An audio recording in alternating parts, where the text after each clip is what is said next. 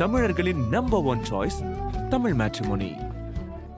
அடகில் இருக்கும் தங்க நகைகளை மீட்டு 10 நிமிடங்களில் பிரைம் கோல்ட் ஹப் மூலம் அதிக விலைக்கு விற்க 7997990028 தொடர்பு கொள்ளவும். இப்போ ராமாயணம் எடுத்துட்டோம் அப்படின்னா ராவணனால கட்டப்பட்ட ஒரு கோவில் தான் திரிகோணேஸ்வரர் கோவில். ஆனா இதுலயே நிறைய குழப்பங்கள் இருக்கு அந்த கோவிலை பத்தி. இது ராவணன் தான் உண்மையாவே இந்த கோவில் கட்டினாரா? அடுத்து இந்த கோயிலோட அமைப்பை எடுத்துக்கிட்டோம் அப்படின்னு பாத்தீங்கன்னா கடலுக்கு நடுவுல திருகோணமலையில தான் இந்த கோவில் அமைந்திருக்குது. மலையிலேயே பாத்தீங்கன்னா இரண்டா பிளந்து இருக்கும். அது ராவணன் வெட்டு அப்படின்னு கூட சொல்றாங்க. இதுக்கு கதை தெரிஞ்சுக்கலாமா? கண்டிப்பா. நான் அடிக்கடி அந்த கோவிலுக்கு போக வேண்டாம், சிவனை தரிசிக்காத நாளே கிடையாது, ஆனா இன்னைக்கு என்னால சிவனை பார்க்காம இருக்க முடியல, எனக்கு என்ன பண்றதுன்னே தெரியல அப்படின்னு சொல்றேன். ஓகே, நீங்க கவலைப்படாதீங்கம்மா, நானே சிவனை இங்க கூட்டிட்டு வரேன் அப்படின்னு சொல்லிட்டு மலையோட அந்த கோவிலை பேத்து எடுத்துட்டு கைகேசி அப்படிங்கிற அவங்க அம்மாவுக்கு சிவனை தரிசனம் பண்றதுக்காக கொடுத்துருக்காரு. சிவன் இதை பார்த்துட்டு கோவப்பட்டுட்டாரு. இப்போ இந்த கோவில் எடுத்துக்கிட்டீங்க அப்படின்னா சிவன் தான் வீட்டு இருக்காரு. திரிகோணேஸ்வரர் மாதுமையால் இவங்களோட தான் இந்த கோவில் அமைப்பு இருக்குது. இந்த கோவிலோட தீர்த்தம் அப்படின்னு பாத்தீங்கன்னா பாவநாசம், பாவங்களை போக்கக்கூடிய ஒரு தீர்த்தமாக இந்த இடம் இருக்கும். நிறைய தப்பு பண்றோம், நம்ம நிறைய விஷயங்கள் செய்யறோம், நம்ம தெரியாத தப்புக்கு கூட நிறைய தண்டனைகளை நம்ம அனுபவிக்கணும் அப்படின்னா இந்த இடத்துக்கு அந்த தீர்த்தம் குடிச்சா நிறைய பேருக்கு பாவங்கள் நீங்கிறதாகவும் சொல்லப்படுது. அதே மாதிரி ராவணன் சிவனுக்காக எழுதிய பாடலும் இந்த கோவில்ல இருந்துதான் பாடினாரு. அந்த கல் இடுக்கு இருக்கு இல்லையா, அந்த பாறைகளுக்கு நடுவுல அந்த இடுக்குல ஒரு கல்லை தூக்கி போடுவாங்களாம். அந்த கல்லை நீங்க தூக்கி போடும்போது 2 பாறைகளுக்கு மேலேயும் படாம டைரக்டா அந்த கல்லு கீழே கடலுக்குள்ள விழுந்துச்சு அப்படின்னா நீங்க நினைச்சது நடக்குமா. வித்தியாசமான ஐதீகமா இருக்கு. அதன் ஆன்மீகம் நேயர்களுக்கு வணக்கம். தொடர்ந்து நம்ம நிறைய கோவில்களுடைய வரலாற்று சிறப்பம்சங்களை பார்த்துட்டு வரோம். அந்த வகையில இன்னைக்கு இலங்கையில அமைந்திருக்கிற ராவணனால கட்டப்பட்ட திரிகோணேஸ்வரர் கோவிலை பத்தி தான் பார்க்க போறோம். வாங்க வீடியோக்குள்ள போலாம்.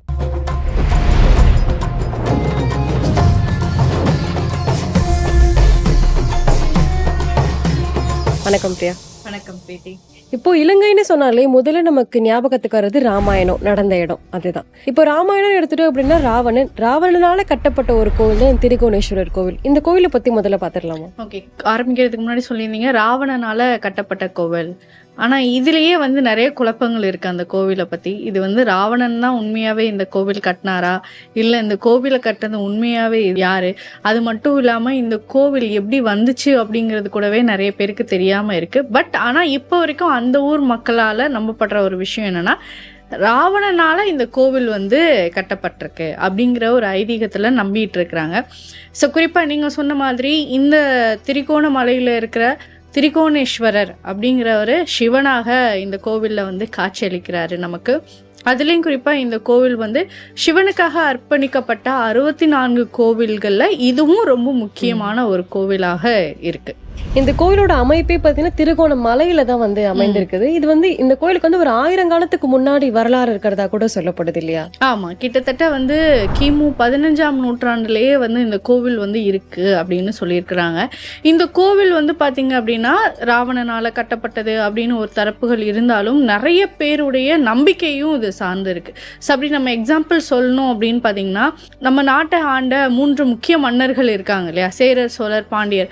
ஸோ இந்த 3 மன்னர்களுமே இந்த கோவிலையும் அவங்களும் பாதுகாத்திருக்காங்க, பராமரிச்சிருக்காங்க. ஸோ இந்த கோவிலுக்கு எந்த சேதாரம் ஆகக்கூடாது. இப்போ பொதுவாக நம்ம படையெடுப்புகள்லாம் பார்த்தீங்கன்னா ஒவ்வொரு மன்னர்கள் அவங்களோட படையெடுப்புகளை அவங்களுக்கு சார்ந்த விஷயங்களை அழிக்கிறதுக்கு தான் முன் வருவாங்க. ஸோ உன்னோடது எதுவுமே இருக்கக்கூடாது, என்னோடது மட்டும்தான் இங்கே இருக்கணும் அப்படிங்கிற மாதிரி தான் நம்ம நிறைய விஷயங்களை பார்த்துருக்கோம். ஆனால் இந்த 3 மன்னர்களுமே சேர்ந்து ஒரு கோவிலை பாதுகாத்தாங்க, அதுவும் பராமரித்தாங்க அப்படின்னா இந்த திரிகோணமலையில் இருக்கக்கூடிய திரிகோணேஸ்வரர் கோவிலை தாராளமாக சொல்லலாம். அடுத்து இந்த கோயிலோட அமைப்பை எடுத்துக்கிட்டோம் அப்படின்னு பாத்தீங்கன்னா கடலுக்கு நடுவுல திருகோணமலையில தான் இந்த கோவில் அமைந்திருக்குது. மலையிலேயே பாத்தீங்கன்னா இரண்டா பிளந்து இருக்கும். அது ராவணன் வெட்டு அப்படின்னு கூட சொல்றாங்க. இதுக்கு கதை தெரிஞ்சுக்கலாமா? கண்டிப்பா. ராவணன் வெட்டு அப்படிங்கிறதுக்கு பின்னாடி ஒரு ஹிஸ்டாரிக்கலா ஒரு வரலாறு இருக்கு. பொதுவா மலைகள் அப்படின்னாலே பிளவுபடுறது அப்படிங்கிறது ரொம்ப இயற்கையான ஒரு விஷயம் தான். ஆனா இந்த ராவணன் பிளவுக்கு என்ன சொல்றாங்க அப்படின்னு பாத்தீங்கன்னா ராவணனுடைய தாயாரான கைகேசி அப்படிங்கிறவங்க மிகப்பெரிய சிவன் பக்தர். ஸோ அவங்க என்ன பண்ணுறாங்கன்னா வழக்கமாக அடிக்கடி வந்து இந்த கோவிலுக்கு வந்து வருவாங்க அப்படின்னு சொல்கிறாங்க. சரி, இந்த கோவிலுக்கு வந்து அடிக்கடி வந்துட்டு சிவனை வந்து பூஜை பண்ணிட்டு ஸோ ஒரு நாள் வந்து அவங்களுக்கு உடம்பு முடியல. அப்போ வந்து அங்கே கோவிலுக்கு வர முடியாத ஒரு சூழ்நிலை ஏற்படுது.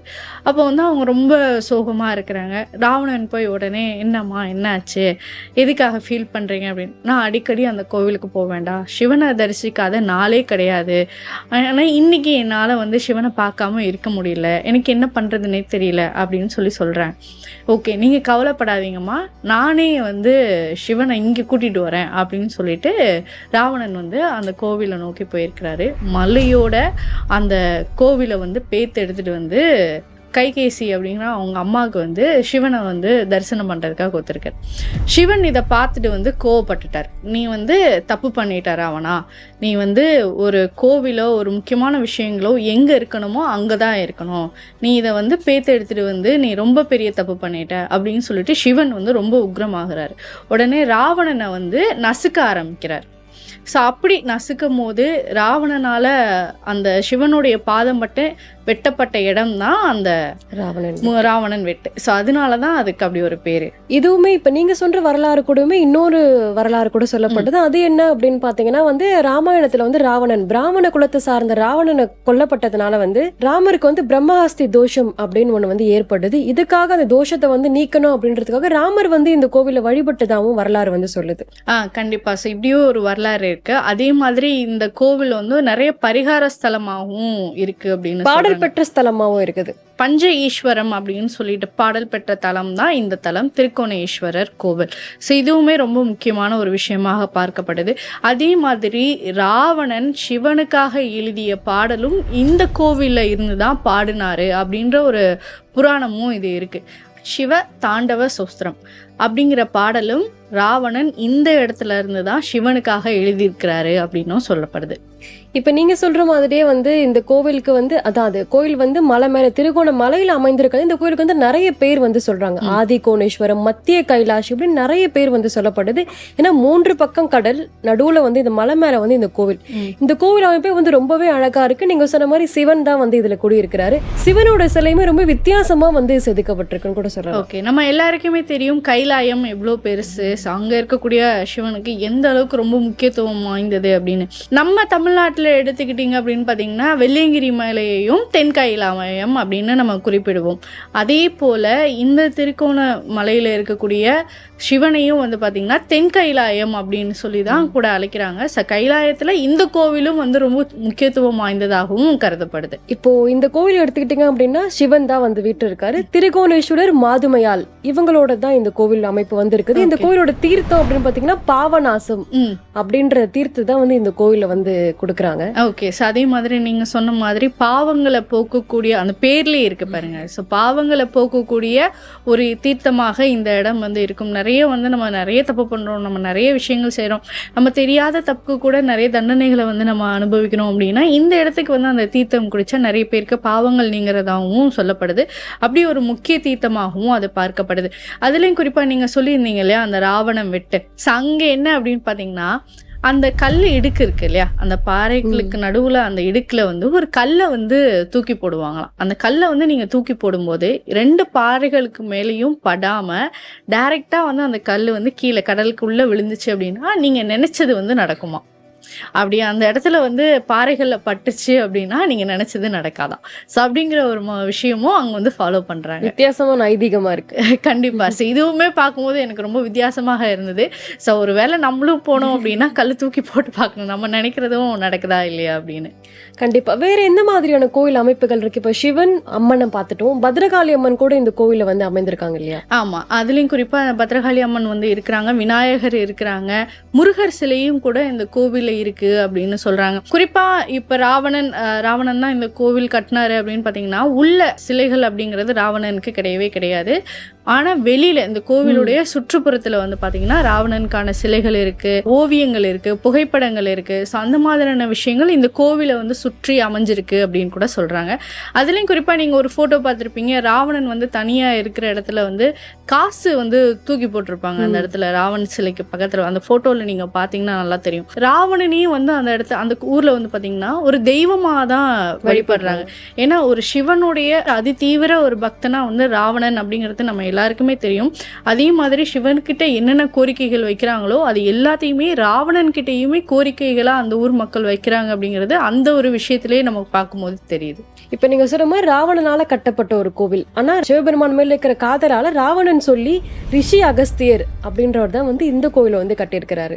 ஆமா, அந்த மாதிரியான ஒரு புராணங்களும் இது சொல்றாங்க. ஆனா இது எந்த அளவுக்கு உண்மை அப்படிங்கறதும் தெரியல. சரி, இந்த கோவிலோட இன்னொரு முக்கியமான ஒரு விஷயம் அப்படின்னு பாத்தீங்கன்னா, இந்த கோவிலை ஒட்டி தான் வந்து இன்னொரு கோட்டையும் அமைஞ்சிருக்கு. இந்த திருக்கோணேஸ்வரர் கோவில் வந்து பக்கத்துலேயே வந்து பார்த்திங்கன்னா ஒரு மிகப்பெரிய கோட்டையும் வந்து இருக்குது. இது வந்து ஆங்கிலேயர்களாகட்டும் போர்ச்சுகீசியராகட்டும் இவங்க எல்லாருமே வந்து இலங்கையை நோக்கி வந்தாங்க, நிறைய படையெடுப்புகள் நடந்தது, இது எல்லாமே நமக்கு தெரியும்ல. ஸோ அவங்களோட கோட்டையும் இந்த கோவிலுக்கு அருகையிலே தான் இருக்குது. பிரெட்டிக் அப்படின்ற கோட்டையும் இந்த கோவில் பக்கத்துலேயே தான் இருக்குது. நீங்கள் சொல்லிட்டீங்க போர்ச்சுகீஸ் அப்படின்னு சொல்லிட்டு, போர்ச்சுகீஸ் காலனி ஆதிக்கத்தினால நீங்கள் சொன்ன மாதிரி 1500 வருடத்துக்கு முன்னாடி இந்த கோவிலோட வரலாறு வந்து சொல்லப்படுது. அதனால வந்து அப்போ போர்ச்சுகீஸ் காலனி ஆதிக்கத்தினால இந்த கோயில் வந்து ரொம்ப இவங்க சேதப்படுத்திருக்காங்க. அதன் பிறகுதான் வந்து திராவிடியன் கல்ச்சரால வந்து இந்த கோவில் வந்து கட்டப்பட்டதா ஒரு வரலாறு வந்து சொல்லுது. ஆமா, அதுவும் நம்ம பார்க்கணும் கண்டிப்பா. இலங்கையில மொத்தம் 5 சிவன் கோவில் இருக்கு. ஸோ இதுல ஒரு சிவன் கோவில் தான் இந்த திருக்கோணேஸ்வரர் கோவில். ஸோ அந்த ஊர் மக்கள் அந்த கோவிலுடைய முன்பக்கம் வந்து பாத்தீங்கன்னா ஒரு பெரிய சிவன் வந்து அமர்ந்திருக்கிற மாதிரியான ஒரு காட்சி வந்து இருக்கும். இதுதான் வந்து எங்க ஊர்ல இருக்கிற மிகப்பெரிய சிவன் சிலை அப்படின்னு கூட அந்த ஊர் மக்கள் வந்து சொல்றாங்க. பார்க்கறதுக்கு அவ்வளோ அழகா சிவன் வந்து தத்ரூபமா அங்க அமர்ந்திருந்தா எப்படி இருக்குமோ அந்த மாதிரியான ஒரு உருவ அமைப்புல தான் வந்து இருக்கும். ஸோ இன்னொன்று சொல்லியிருந்தேன்ல, அந்த கோவில் வந்து நிறைய பரிகார ஸ்தலமாகவும் இருக்கு அப்படின்னு. ஸோ என்னென்ன பரிகாரங்கள்லாம் பண்றாங்க அப்படின்னு நான் சர்ச் பண்ணப்போ சில விஷயங்கள் கிடைச்சது. முக்கியமா இந்த கோவில் வந்து ராகு கேது தோஷத்துக்கு வந்து முக்கிய பரிகார ஸ்தலமாக இருக்கு அப்படின்னு சொல்லி நம்ம எல்லாருக்குமே தெரியும். ராகு கேது பரிகார ஸ்தலம் அப்படின்னா காளஹஸ்தி போறது தான் வழக்கம். ஸோ இந்த கோவிலும் ஸ்ரீலங்கால யாராவது இருந்தீங்கன்னா கண்டிப்பா உங்களுக்கும் இது ரொம்ப யூஸ்ஃபுல்லாக இருக்கும். ஸோ அங்கேயும் வந்து ராகு கேது தோஷ பரிகார ஸ்தலமாகவும் இருக்குது. இதில் குறிப்பாக அம்மன் இருக்காங்க இல்லையா, ஸோ அவங்களுக்கு வந்து இங்கே சில வேண்டுதல்கள் வச்சுக்கிறாங்க. என்ன மாதிரி வேண்டுதல்? பொதுவாக நம்ம அம்மன் கிட்ட வந்து நிறைய குழந்தை பாக்கியம் வேண்டுவோம், கணவனுக்கு நீண்ட ஆயுள் வேணும் அப்படின்னு வேண்டுவோம். ஸோ அந்த மாதிரியான பரிகாரங்களும் இங்கே செய்கிறாங்க. திருமாங்கல்யம் கல்யாண பாக்கியம் வேணும் அப்படின்னாலும் இங்கே வந்து தாலி வந்து மரத்தில் கட்டுவாங்க. அதே மாதிரி தொட்டில் வேணும் அப்படின்னா சின்ன சைஸ்ல இருந்து பெரிய சைஸ் தொட்டில் வரைக்கும் அந்த கோவில்ல நீங்க பார்க்கலாம். அவ்வளோ பேர் வந்து வேண்டுதல்களா வச்சு தொட்டில்கள் வந்து கட்டிட்டு போறதையும் நம்மளால பார்க்க முடியுது. நீங்க சொன்ன பரிகாரங்கள் மாதிரியே கோவில் வந்து நிறைய சிறப்பு பூஜைகள் வந்து இருக்கு. முக்கியமா இந்த கோவிலுக்கு சிறப்பு அம்சம் அப்படின்னு பாத்தீங்கன்னா நவராத்திரியும் சிவராத்திரியும் தான். நவராத்திரியில இருக்கிற 9 நாளுமே ரொம்ப விமர்சையா வந்து திருவிழாக்கள் மாதிரி வந்து கொண்டாடுவாங்க. அதுக்கப்புறம் ஒரு தேர் திருவிழா சொல்றாங்க. இந்த தேர் திருவிழாமே ரொம்பவே வந்து சிறப்பா வந்து நடைபெறுது. இப்படி நம்ம ஊர்ல இந்த கபாலீஸ்வரர் கோவில் அங்க மாதிரி அந்த ஊர்ல வந்து தேர் வந்து ரொம்ப விமர்சையா வந்து கொண்டாடப்படுது. ஓகே, ஸோ நீங்க இந்த பூஜைன்னு சொல்லும் போது எனக்கு ஒரு விஷயம் நான் பார்த்ததுல என்ன அப்படின்னு பாத்தீங்கன்னா, இந்த கோவில் வந்து வருடத்திற்கு ஒரு குறிப்பிட்ட நாட்களில் மட்டும் வந்து பார்த்தீங்கன்னா எந்த பூஜையும் நடக்காதான். ஏன் அப்படின்னு கேட்டிங்கன்னா, கடல் அலை இருக்கு இல்லையா, அப்போவே வந்து கடல் அலைகள் வந்து சிவனை பூஜிக்கிறதா வந்து சொல்கிறாங்க. அப்போ வந்து சிவனுடைய அங்கே மூலவராக இருக்கக்கூடிய திருக்கோணேஸ்வரருடைய சிலை வந்து கொஞ்சம் லைட்டாக வந்து சாஞ்சிருக்கும் அப்படின்னு சொல்கிறாங்க. அந்த கடல் அலைகளால் பூஜிக்கப்பட்டு அவரோட சிலை வந்து லைட்டாக சாஞ்சிருக்கும் அப்படின்னு சொல்கிறாங்க. அந்த காலகட்டங்களில் வந்து பார்த்திங்கன்னா சிவனுக்கு அங்கே ஊரில் வந்து பூஜைகள் நடக்காது அப்படின்னு சொல்கிறாங்க. கடல் அலைகளாலன்னு சொல்றீங்க, ஆனா இந்த கோவில மலைக்கு மேல இருக்கு. ஆமா, ஸோ கடல் அலை வந்து காற்று தானாகவே வரும் இல்லையா, ஸோ மலைக்கு மேலேயும் ஸோ அந்த மாதிரியான விஷயங்களையும் வந்து அங்கே பார்க்குறாங்க. இதில் இன்னொரு விஷயம், முக்கியமான விஷயம் அப்படின்னு பார்த்தீங்கன்னா, சிவன் வந்து ஆல்ரெடி பாடல்கள் பாடினாரு அப்படின்னு சொல்லியிருந்தேன். ஸோ அந்த பாடல்கள் பாடி முடிச்சதும் என்ன பண்ணாரு அப்படின்னு பார்த்தீங்கன்னா, சிவன் வந்து இவருக்கு ராவணனுக்கு ஒரு அட்டம லிங்கம் வந்து கொடுத்தாராம். ஸோ அந்த லிங்கத்தை அந்த பாறைகளுக்கு நடுவில் தான் வந்து ராவணன் வச்சிருக்கிறதாகவும் ஒரு ஐதீகம் இருக்குது. ஆனால் இன்ன வரைக்கும் அங்கே யாரும் போகவும் முடியல. அந்த பாறைகளில் நிறைய பேர் வந்து நிறைய வெளிநாடுகள்ல இருந்து வந்தவங்களாகட்டும், அந்த ஊர் மக்களாகவும் இருக்கட்டும், அங்கே போனவங்க வந்து ஒன்று சூசைட் பண்ணிக்கிறதுக்காக போயிருக்காங்க, இல்லைன்னா அங்கே போனவங்க இறந்துட்டாங்க. ஸோ அந்த மாதிரியான விஷயங்கள் தான் இருக்கு தவிர அங்கே போயிட்டு யாருமே திரும்ப வந்ததாகவும் சரித்திரம் இல்லை. அந்த இடத்துக்கு முன்னாடி போகிறதுக்கு பார்த்திங்கன்னா நிறைய தடுப்புகள் வந்து போட்டுட்டாங்க. ஸோ அது கொஞ்சம் அன்சேஃபான ஒரு விஷயம் அப்படிங்கிறனாலையும் தடுப்புகள் இருக்குது. ஆனால் அந்த இடத்துல தான் வந்து ராவணனுக்கு கிடைத்த அட்டமலிங்கமும் வந்து இருக்குது அப்படின்னு சொல்கிறாங்க. இப்ப நீங்க லிங்கம்னு சொன்னது மாதிரியே வந்து நான் முன்னாடி ஒரு கதை சொல்லியிருந்தேன் இல்லையா, ராவணன் கொல்லப்பட்டதுனால ராமர் வந்து இந்த கோவில போய் வழிபாடு செஞ்சாரு. அப்பவுமே அந்த கோவிலோட 2வது லிங்கத்தை வந்து ராமர் தான் வச்சாரு அப்படின்ற ஒரு கதையுமே வந்து சொல்லப்படுது. ஆமா, அதுவும் பேசிட்டு இருக்காங்க. ஆனா இப்படியும் சில விஷயங்கள் இருக்கு. ஆனா இதுல எது உண்மை அப்படிங்கிறது தான் நமக்கு தெரியாது. இது எல்லாமே நமக்கு வந்து யாரோ ஒருத்தர் சொல்லியோ இல்லை ஏதோ ஒரு விஷயங்கள் கேட்டோ புத்தகங்கள் படிச்சோ இந்த மாதிரியான விஷயங்களா தான் இருக்கும்.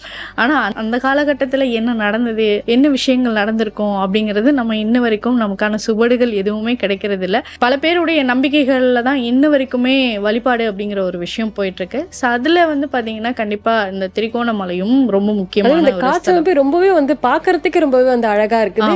ஏன்னா சுத்தி கடல் நடுவுல இந்த மலை மேல ஒரு சின்ன கோவில் தான். இது ஒரு பெரிய நிறைய ஏக்கர் பரப்பளவு அப்படி கொண்ட ஒரு கோவில் கூட கிடையாது. ஒரு சின்ன கோவில் தான். அந்த அமைப்பே வந்து நம்ம தமிழ்நாட்டு கலாச்சாரப்படி தான் வந்து கோவிலுமே வந்து கட்டப்பட்டிருக்கு. ரொம்பவே வந்து அழகாவுமே இருக்கு.